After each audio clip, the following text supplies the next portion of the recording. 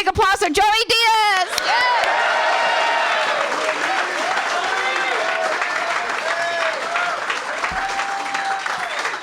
Thank you very much for coming. Tonight's different. It's not really jokey poo. I'm doing a thing about criminal stories. A lot of people always email me and go, oh, put together something about your criminal stories. So I figured I'd do it. So you're going to hear some shit. Don't judge me, all right, motherfuckers? You know, before you watch Law & Order, they have like a fucking thing, you know, the criminals you're about to see, whatever the hell, are true, the names have been changed, whatever. It's the same deal here. I'm going to keep some of the names, but these fucking stories are true, you know.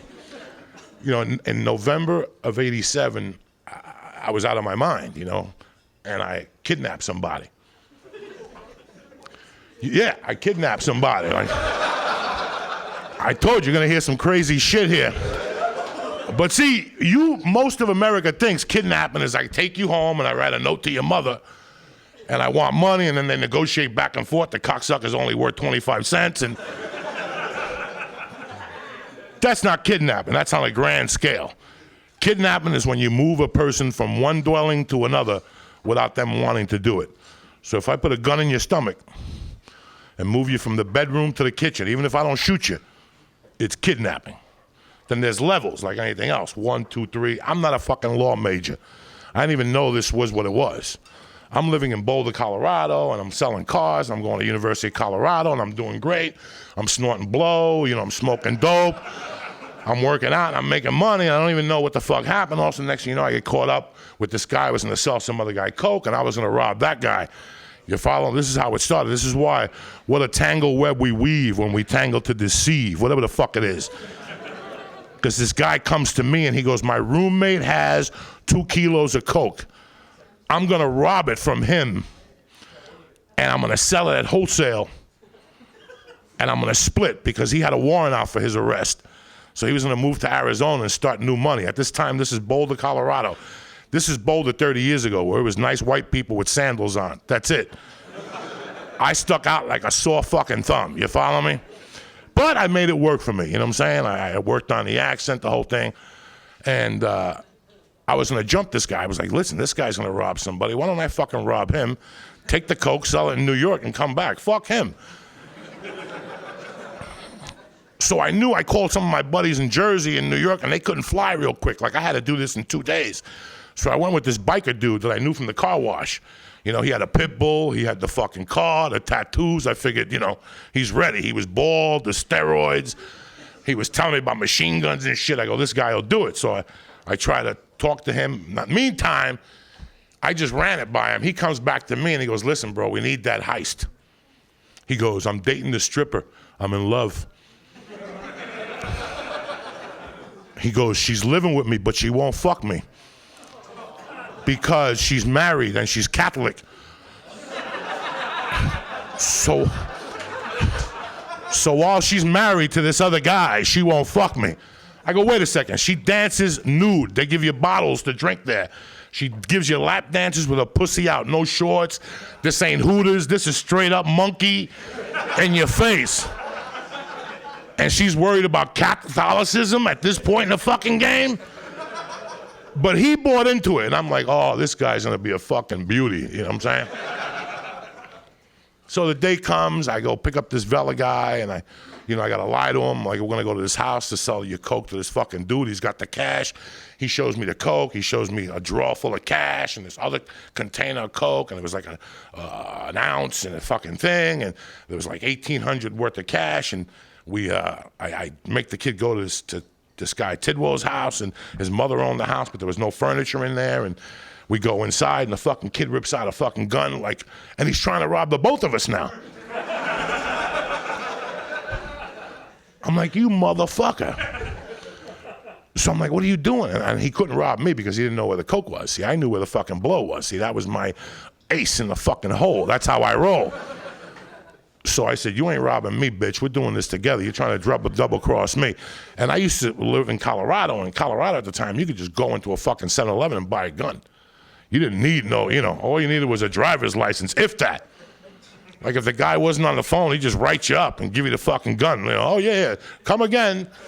And here I am with a fucking 9mm, you know what I'm saying? I mean, this was, 20 years ago, 20-something years ago. So I had this gun in the trunk of the car, And I'll never forget, he was gonna try to rob me and stuff. I go, all right, you go over to the guy's house and find the coke. I'll stay with this fucking idiot tied up, right? And he comes back and he goes, there was nothing there. I go, did you go in the drawer? And I knew it was $1,800. He goes, there was like 200 cash. So I'm like, this guy's trying to rob me. So I tell him, I go, listen, you tried to rob me, fuck you. This is your mother's house. You're stuck with this motherfucker in your house. I ain't taking him with me. And on the walk out, I'm like, you know what? I'm gonna shoot these two motherfuckers. Because, listen, I was about 28. I was a little frustrated, And I always wanted to shoot somebody. Just like in the leg or something, just to shoot him. Just to, I'd seen it done and it looked fucking cool. You fucking stand there, bam, bam, So I'm like, I'm gonna go shoot these motherfuckers. And you know what? Don't even laugh, because it's true. I was going out to the fucking car. It was broad daylight. It was a suburban neighborhood. They would have never heard nothing. They would have found them a week later with flies on them. And I would have been long fucking gone. And I would have fulfilled my fantasy. I wanted to shoot two motherfuckers. I get out to the thing. I go to the trunk of the car, and it was under the tire. And I took the gun out, and I had the clip in there, and I put the thing in my back. And I go, I'm just going to go in there and blow their fucking heads off. And as I walked through the front door, I said, you know what? I'll know. I'll fucking know I shot these motherfuckers. So I said, you know what? I'm not even gonna do nothing. I'm just gonna go home. And I didn't even really go home. I went back to the kid's house, and he had those ceilings with the thing that you push up, and they have this invisible ceiling. I just ripped it the fuck down, and a fucking 2 kilos came down, wrapped in Colombian newspaper, and I took them. You think I'm fucking kidding you? They were wrapped in Colombian newspaper. I knew the weather in Bogota that day. You following me? I picked those motherfuckers up. I'm like, it's 90 degrees in Cartagena today. Ain't this a bitch? And I went outside and I did old school. I put it in a newspaper thing. You ever see those newspaper fucking things? You put a quarter in and open it up. You know how much fucking money has been moved through those when you're trying to get the LA Times because you give a fuck about the Lakers one? If you look at those things, there's a ledge on the bottom where they used to put the papers. Go under there. There's leaves and shit. Every once in a while, somebody would leave an ounce of coke there, and I knew this shit. This is the old way. Listen, I'm gonna get a paper, put an ounce under the bottom. You put a quarter in, put the money under there, but sometimes a cop pushes by. He's paranoid. He leaves the money in there. What a great place to hide it. I hide the kilo of coke in there. I run home. I call my buddy. He comes over, picks up the 2 kilos, takes it to Aspen, and I wait at home. I take an 8-ball to go. You know me, because you gotta work that jaw. You know what I'm saying? Gotta work that jaw. So I take the fucking 8-ball home. I do it. I'm up till 4 jerking off by myself, looking out a window. And finally at like 8, I wake up to fucking banging on the door. Boom, boom, boom, boom, boom, boom. And it's this kid, Brett. He was a detailer at the Subaru place where I was a salesman. He knocks on the window. I open up. I go, what's up? He goes, bro, the dealership is surrounded with cops. Surrounded. They're looking for you. They're on their fucking way. So I get dressed. I clean the house. I throw the scale out. And as I'm walking out of my fucking house, they're pulling up the block. And I cross the street, I go to a supermarket, and I'm watching them. They pull in front of my house, like 8 of them. They come out with their guns drawn, they knock on the door. Nobody's home. I'm at the thing watching these dumb fucks. And I watch them leave, but they left 2 guys on an unmarked car. I go into King Supers, and I call my girlfriend at the time. I go, listen, that thing what happened yesterday backfired. You got to come down and get me. Because my car was in the driveway. So she comes down, and as I'm going there, this is how fucking crazy I was. I go, holy shit, I left my weed over there. And at the time, I was getting weed mailed to me from New York City, this chocolate Thai weed. And I'm like, fuck it. I walked 2 blocks around the back of the thing with the 2 cops in front of my house. I jumped the fence, went in and got the weed and jumped back out. And I went to the fucking thing and met my girlfriend. That's how fucking crazy I was. I was crossing the street for fucking weed. Okay? She lived on Lee Hill Road up in the mountains, so I went up to the mountains and chilled out, and I called around, and the cops were everywhere looking for me. So I said, fuck it, I'll sit up here and watch movies. I got Steven Seagal, Above the Law, and fucking Mel Gibson, whatever the one he did with the black guy. That's when it came out, like that week. So, not Amistad, the other one he did, right? So,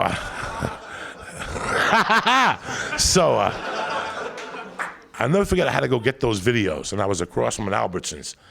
And by this time, the cops had been looking for me. My name was in the paper.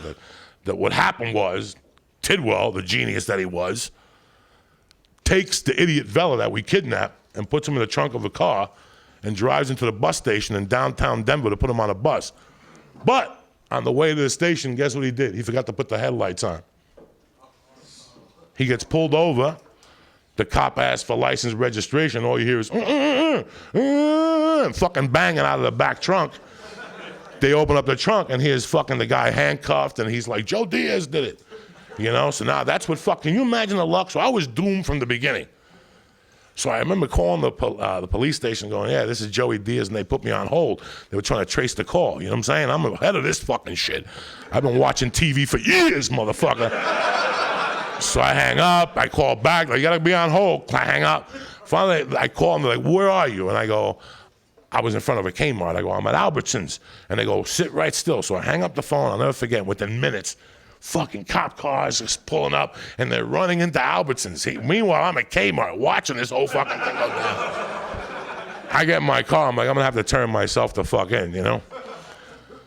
I turned myself in, and it was funny because that's the night Don Johnson was getting married to Tina Marie or whatever on Miami Vice.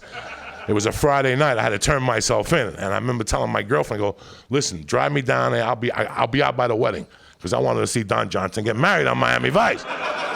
I'll never forget going like, "Don't worry about it. I'll be out for the fucking wedding. I'll tell him something." You know what I'm saying? Like I'll make up some fucking story, you know. And I go in there and Joey Diaz. And they go, all right, come through this door. And when I go in, there's 19 fucking cops with their guns drawn. They get on the floor. I'm in your office, you know.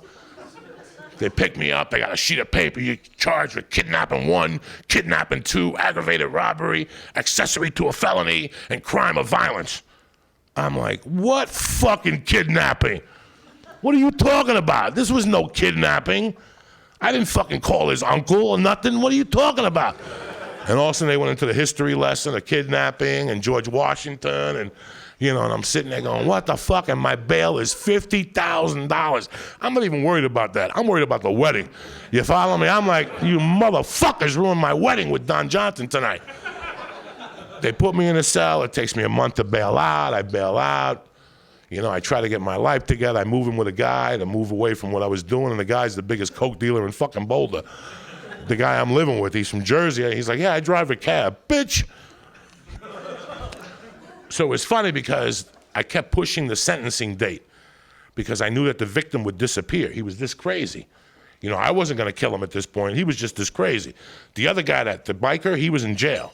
I got out because I knew people in town, plus it was a high fucking bail and I had to pay an attorney. And he came out afterward. They let him out by mistake. So, but the victim, he was kind of crazy. He was always with drugs, so I thought he'd disappear. So I kept paying the attorney to keep me the fuck out of the trial. And then finally one day they called and they go, your trial is August 15th. What do you want to do? And we kept working him, and this attorney was fucking great. He was Jewish, thank fucking God. Because if you're going to go in there for your life, you got to go in there with 2 or 3 heavy-duty Jews. With the yarmulkes on, you know what I'm saying? With sandals, with a rock in their hand. Those are the Jews. They don't fuck around. They'll throw a rock at that fucking judge, bitch. We'll turn this into fucking... Anyway. So they call me on Friday, and they go, listen, man, you've been turned down for community corrections. You got to go in there and talk your fucking head off and prove to the court that you've changed. And so they made a deal. I was going to do 0 to 6 years. It was up to the judge. So I get off the phone with him. I call the dealer. I get an 8-ball. I got some thinking to do. You know what I'm saying? I got some thinking and some drinking. I do fucking like 22 8-balls. Monday, I wake up, you know, to go to court, and I'm like, fuck it, I'm going to beat this. The cocaine was talking, you know. And here I kidnapped somebody with a machine gun. And something had happened like this a couple of weeks earlier. Like some kid got robbed and he jumped off his balcony, he broke both legs. So they were trying to charge me with that. There was a couple things going on. Some other Cuban kid was going to University of Colorado on a Pell Grant. And he was going to Miami on the weekends and bringing back coke. And they found this car, blood splattered. So they were trying to put that on. I mean, it was just fucking amazing. Like I was getting blamed for everything. And I'm like, fuck you motherfuckers. This attorney really got it down. So he got it down to 0 to 6. And it's so funny how I'm very rambunctious and obnoxious. I get to court with my fucking Armani suit on Monday morning, right? I'm a bad motherfucker. I've been up for 4 days straight. I'm on water and vodka. Fuck Red Bull. They weren't even in, Red Bull wasn't even in the fucking process. People were still snorting coke with 3 hands. There was no reason for fucking Red Bull. And I walked into court and they had the docket. I was like number 4. And my friends flew out from Jersey and they had like 10 ounces of blow, a hookah. And I'm like, dog, don't worry about nothing. I'll be out in 15 minutes. I actually went in there thinking like it. I remember they called Jose Diaz. And everybody's looking around. Who's Jose Diaz? I'm like, me, Joey, fuck it. I walk up and the judge says, you know what you did? I do. And he goes, the probation report came back. You fucking, they said that you wouldn't never get in trouble again, but you weren't copping to it. That was my problem. I wasn't accepting responsibility. Here I was 28 years old living my life with no responsibility. It was always somebody else who did it. It was his fault. It wasn't me. In the back of my mind, I didn't do anything wrong. I tried to take drugs off the street. You follow me? I was like a superhero. That's why I was like insulted that they arrested me. Like, what? I mean, I robbed drug dealers for years. Not one ever called the cops. That's the lock about fucking robbing a drug dealer. The cops say CSI ain't coming. The guy with the red hair with the sunglasses, he ain't coming. Ain't nobody coming. You rob a drug dealer, it gets settled on a basketball court or fuck it. They don't give a fuck. That's why I was like, what? Your Honor, I fucking robbed a drug dealer. Will you stop it? Will you see what the fuck I did? Now he calls me up and I'm up there and he's like, you did this, you did that. Is there anything you want to say? And he just put his glasses down. Now you see how I'm talking to you motherfuckers tonight? I'm a gangster. You should have seen me. A pussy came out of me. Like I could feel it. Like my clit came out and hair and my dick disappeared. And I was like, Your Honor, and my voice went away. I'm like, and he's like, what happened, tough guy? Well enough. He's like, boom, 4 years Department of Corrections. I'm like, what the fuck? I look at my attorney, I'm like, bitch, say something, you Jew motherfucker. Don't just fucking stand there scratching your yarmulke, say something, motherfucker. And he's like, what do you want me to say? I say, tell him I gotta go to school on Monday to let me out. These guys brought an ounce of coke and 2 hookers. What, are you fucking kidding me? I'm gonna go to jail, I ain't got time. Tell him Wednesday, Thursday, I'll show up with fucking a dress on with lipstick. I don't give a fuck. But I gotta go home and finish this blow. I mean, I was really hooked, And the judge is like, boom, fuck no.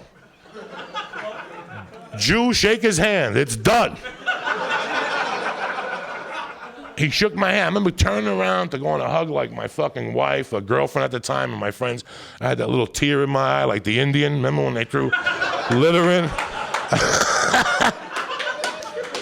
I was blown. I thought I was going deaf. Like, are you fucking serious? Is it 4 years? What are you? I tried to take drugs off the street, and finally they came and got me. They put me in my fucking cell, like to get processed, and I sat there. And here's the funny thing: I have a nice suit on, brand new. I'm sitting in the fucking cell, and I get like an itch. You get an itch on your tit. And I get like a little itch, and you have a pocket over here. And I put my hand in the fucking pocket, and there's a lump in a thing, and I pull it out, and it's the last temptation of Joey Diaz. It was a solid little coke rock, solid. And they had cameras in the cell, and I'm like, oh, fuck. If I do this, I'm gonna have to jerk off, and these fucking cameras. So I crushed it with my fingers, and I fucking put like something in, and I snorted it, and I fucking passed out, because I had all this stress on me, like when you're going to jail, finally it was over. That's what they say. A guilty man sleeps like a fucking baby. A fucking guy that's innocent doesn't sleep. It's true. I fucking went in there, even with the whole coke rock, I did it in one shot, not like little lines. There's no time for that. You're not bumping by the toilet, right? Remember that time in high school? Nah, there's none of that shit. You gotta do it fast. I'm sweating and all of a sudden I just fucking passed out. And I woke up and it was like 3 hours had passed and I was still in this fucking cell. And I'm saying to myself, how the fuck did I get into this shit?